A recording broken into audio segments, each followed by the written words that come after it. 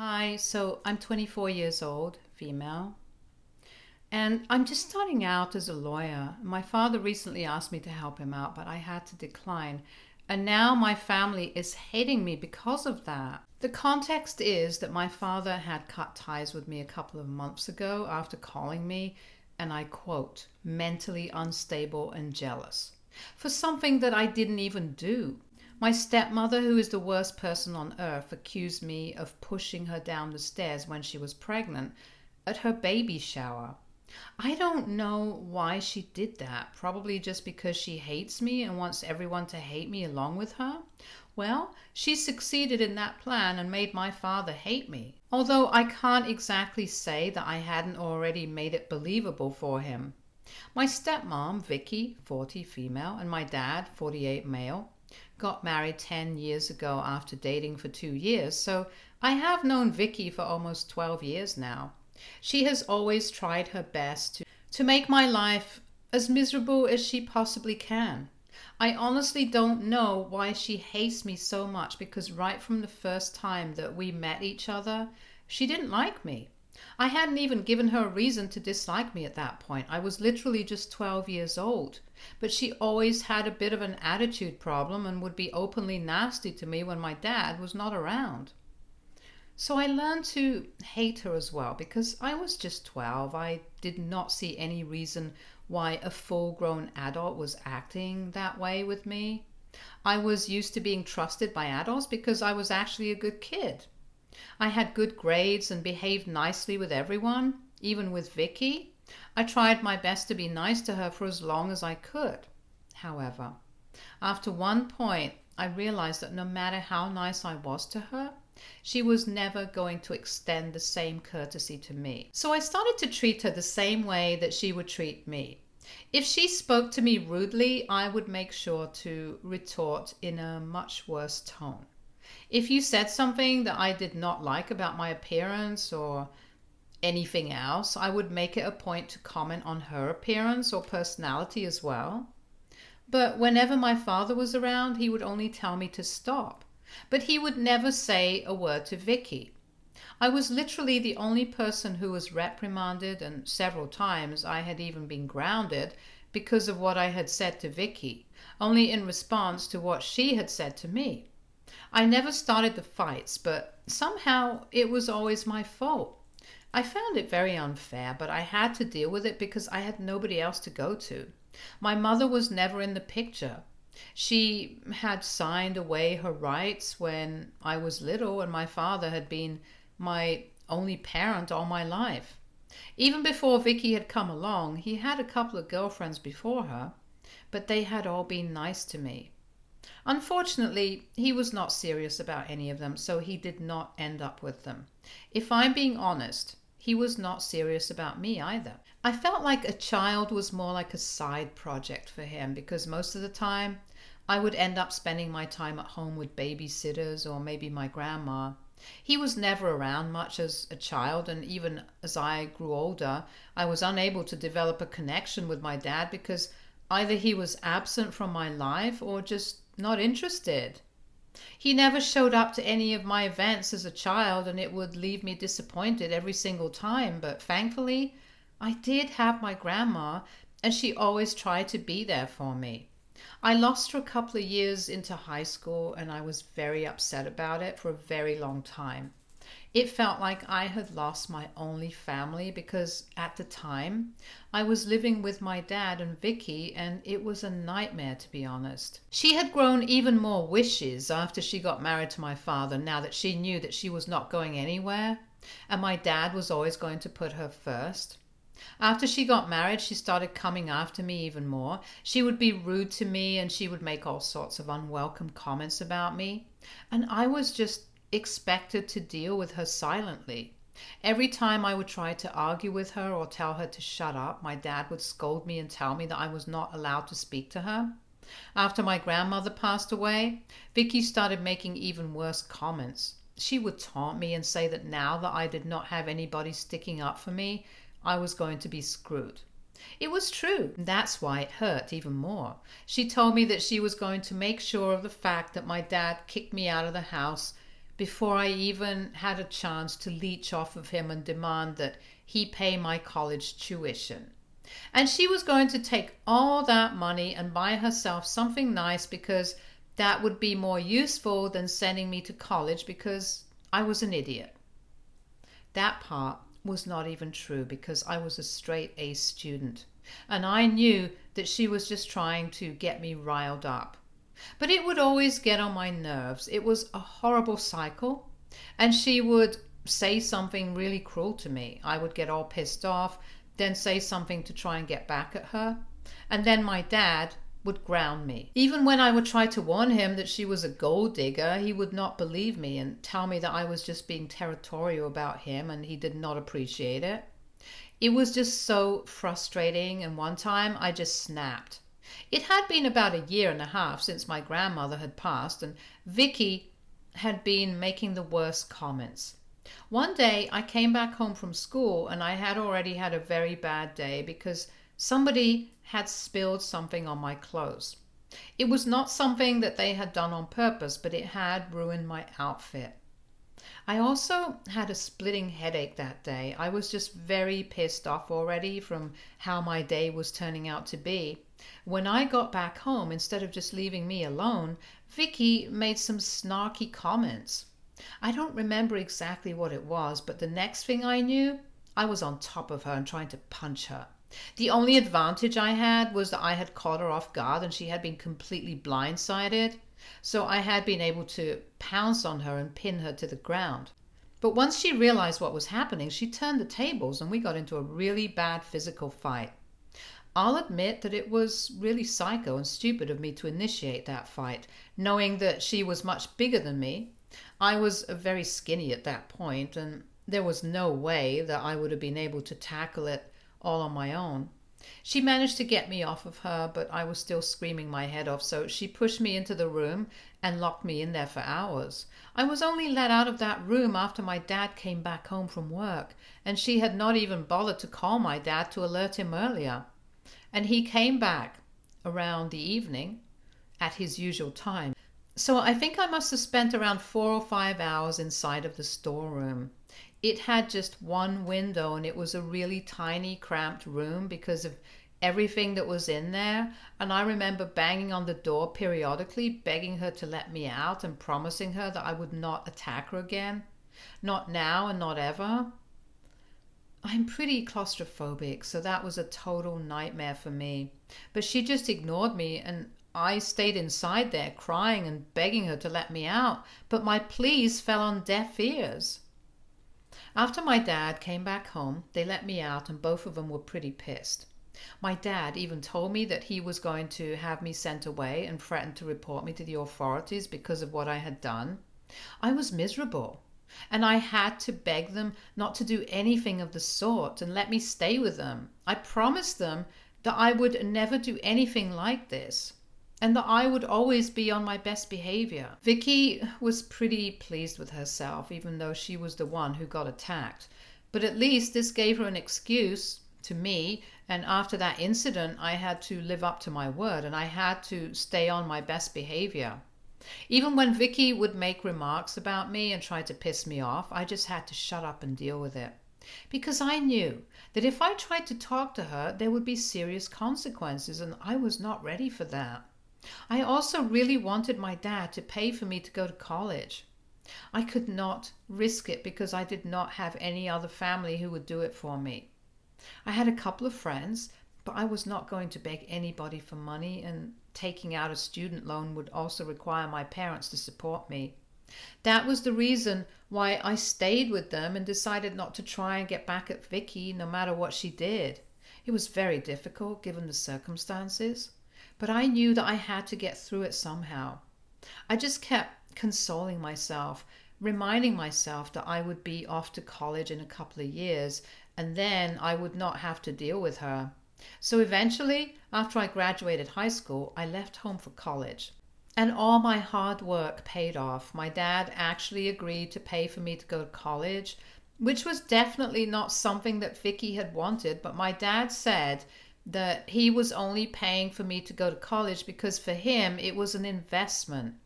And if I became successful, he would get back the money. He knew that I was going to study law, and lawyers earn pretty well, so he was not worried about me being able to get a job and pay him the money back at some point. I told him that I was going to return the money to him, but thankfully he did not get it in writing. And if you don't have it in writing, it's not binding in any way, shape, or form. So I'm free to do whatever I want. Really. Anyway, after I left for college, my life was completely different. And I was finally my own person. I was not constantly living in fear of Vicky and my father, and I felt like I could breathe freely for the first time in my life. I made a lot of friends at my time in college, and it will always be memorable for me. I think they were the best of my life. I would go back home for the holidays and then stay out of everybody's way. I would mostly just keep to myself, and I would not allow Vicky to ruin my vibe with her comments and negativity, because I knew that I only had to tolerate her until the time to go back to college again. So that was pretty great. Once I graduated from college, I moved into an apartment with a couple of my friends. Within months, I found a job at a law firm, and I'm still working there. We specialize in matters relating to the family court, like divorces and custody arrangements. You know what I'm talking about, and that's why my father specifically asked for my help. However, after what happened a couple of months ago, I highly doubt that I would be willing to help him. So earlier this year, my dad and Vicky announced that she was pregnant. I was a little surprised that she was getting pregnant so late and had even decided to keep the baby, but I thought it was a good thing. Maybe my father would be more of an active presence in his child's life this time around. I congratulated them, and they announced that, and I even attended their pregnancy announcement party. It was more of a formality because if I did not attend, it would lead to a lot of questions and drama in the family, so I decided to attend. I have not exactly been in touch regularly with my dad or Vicky after I moved out, and we only speak to each other maybe once or twice a month, and I only visit them on the holidays or on birthdays or events like these as long as they invite me. Dad does occasionally get in touch with me to ask how I'm doing, and I do the same for him. It is more obligatory than something that either actually wants to do. Vicky and I don't speak to each other at all. I'm honestly happy that day I didn't have anything to say to her, and I'm sure that she would not have anything nice to say to me either. Anyway, even at the pregnancy announcement party, I congratulated them and I got them a gift. Vicky did not thank me, and neither did she look at me throughout the day. I was actually relieved because of that, because it just meant that she would not be making any comments or trying to rile me up like she usually does. So that was how that day went. And after that, I got really busy at work, so I did not visit them until it was time for the baby shower. They had a huge event organized, and I think Vicky must have been in her third trimester, her seventh pregnancy. I'm not sure exactly, but I remember that she was really big and was waddling everywhere. At the party, my dad was really busy socializing with the guests, so Vicky needed somebody to accompany her to the women's room at some point. I was the person sitting closest to her when she needed to go, so she asked me to walk with her. I was a little skeptical, and I asked her if she wanted me to get her mother or maybe her sister to accompany her, but she specifically told me that she wanted me, and I was not going to say no to a pregnant woman, so I agreed. I did not think much of it, and I walked with her to the women's room. After she was done, she was coming out. She tripped on the stairs that led to the floor. The women's room had a tiny little staircase with 5 steps leading up to the door, and that's where she tripped and almost fell, but I intervened just in time and prevented her from falling. I thought that she was going to thank me, but instead of that, she started screaming at me and asked me if I was crazy. I knew that she was doing this on purpose because I was standing in front of her and there was no way that I could have pushed her or caused her to trip, even if I had wanted to. And the look on her face told me that she was doing this on purpose. She was screaming at me to draw attention to us. It worked. Everybody started looking at us in no time, and then my dad rushed over to her side. He asked her what was going on and why she was screaming at me. Instead of telling him the truth that she was walking down the stairs and she tripped and I saved her, she distorted the story and told him loud enough for everybody in the room to hear that I had pushed her down the stairs. I couldn't even believe that this was happening, and I tried to fight, and I told him that I had done nothing of the sort. I told him that he could check the security footage if he did not believe me, but unfortunately, that area was a blind spot and there was no proof. So it was just her word against mine. And I already knew that I was screwed, because if it came down to it, I knew that my dad would always pick Vicky over me. So he chose to believe her, and he started yelling at me as well. He called me psychotic and told me that he should have kicked me out the day that I tried to attack her. He said that he never should have let me stay with him because he should have guessed I was mentally unstable. He even accused me of being jealous of Vicky because she was everything that I could never be, since she was successful and beautiful and just overall better than me.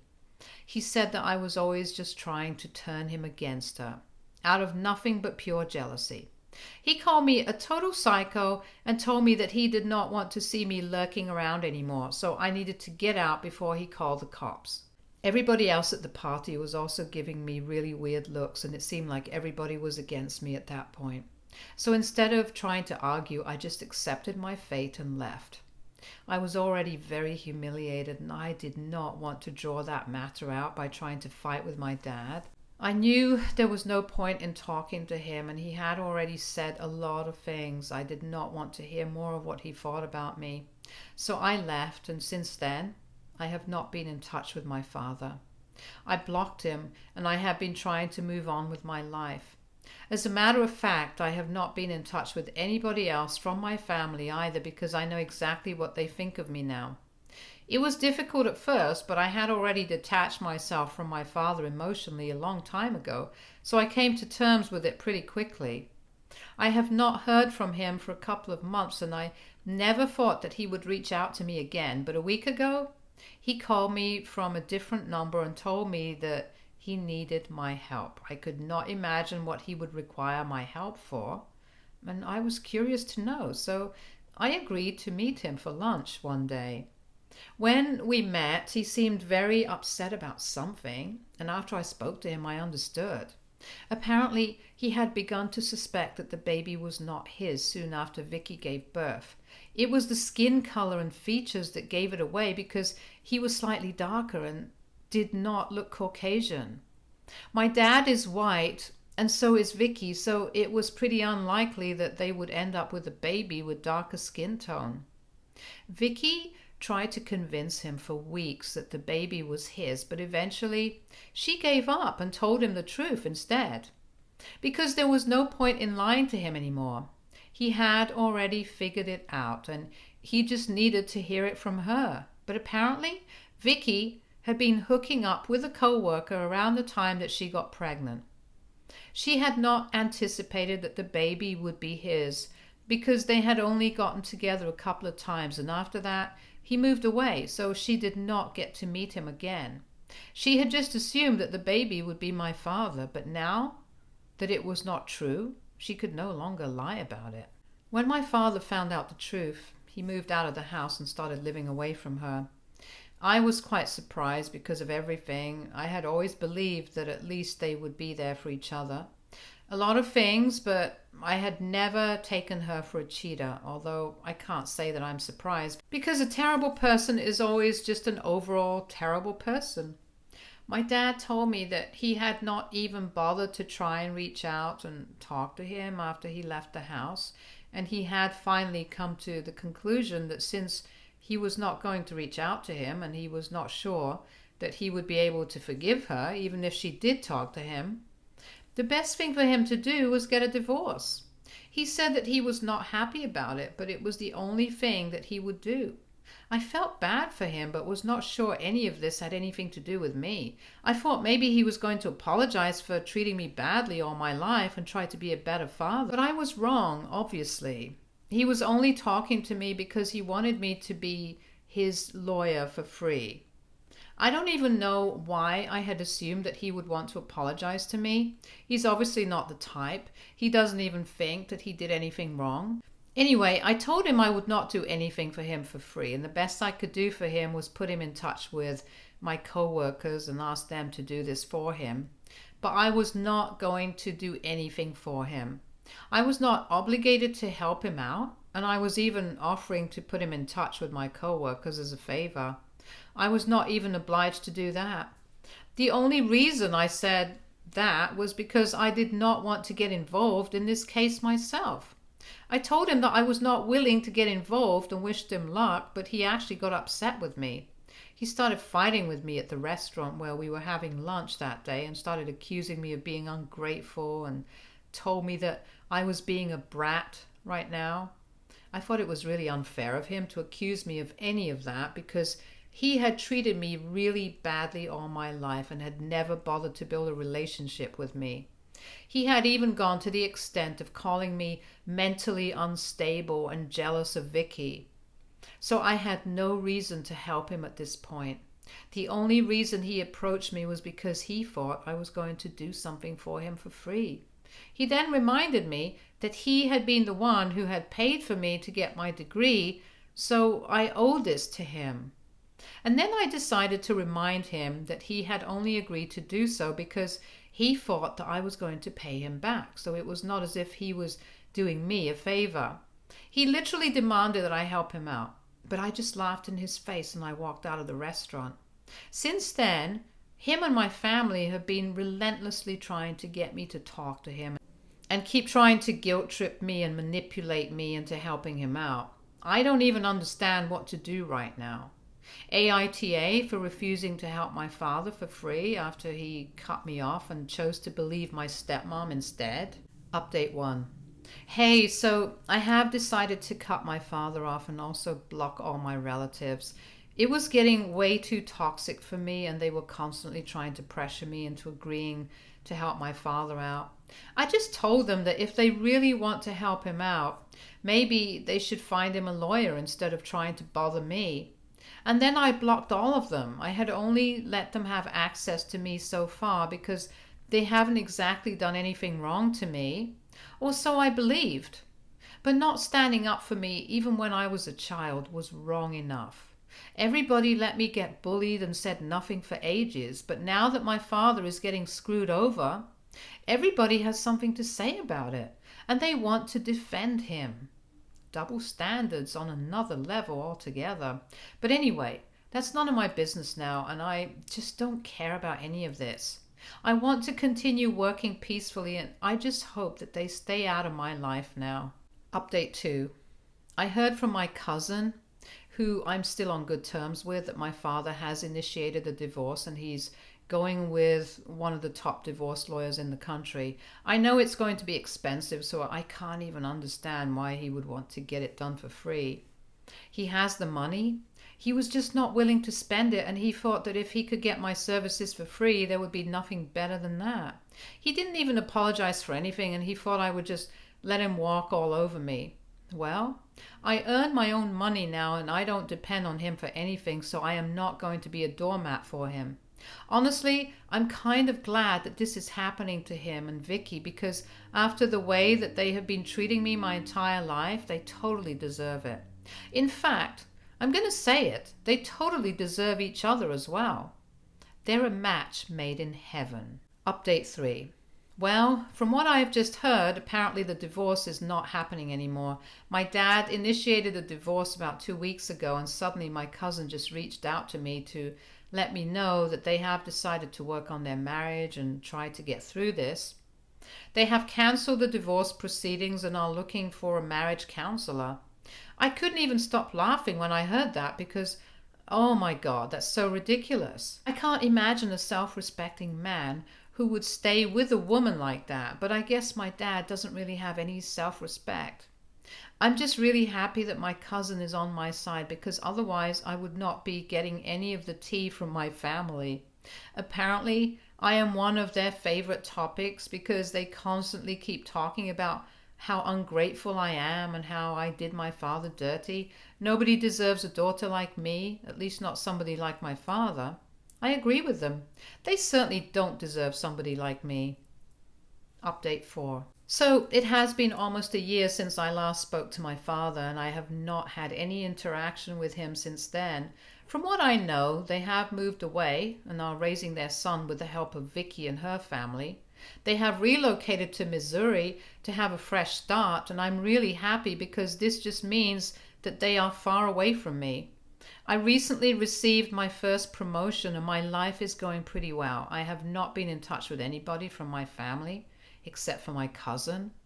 Started dating one of my coworkers and things are going to develop with him. It has been 6 months and I feel like we are meant to be already. We have had a discussion about this and he also feels the same way towards me. So I know that this is not one-sided. This is the first time I actually felt loved by somebody. And I feel giddy even talking about this, but I'm just really happy. It honestly feels like as soon as my dad and Vicky left this state, things started getting better for me. My career is going great. I have a steady boyfriend. I have friends who love me. Maybe I don't have a family, but my cousin is enough for me, honestly. I'm doing really well, and that's all I have to say. Thank you so much for showing so much concern about my situation and asking for updates even 1 year later. It just goes to show how sometimes people you don't even know care more about you than your own family.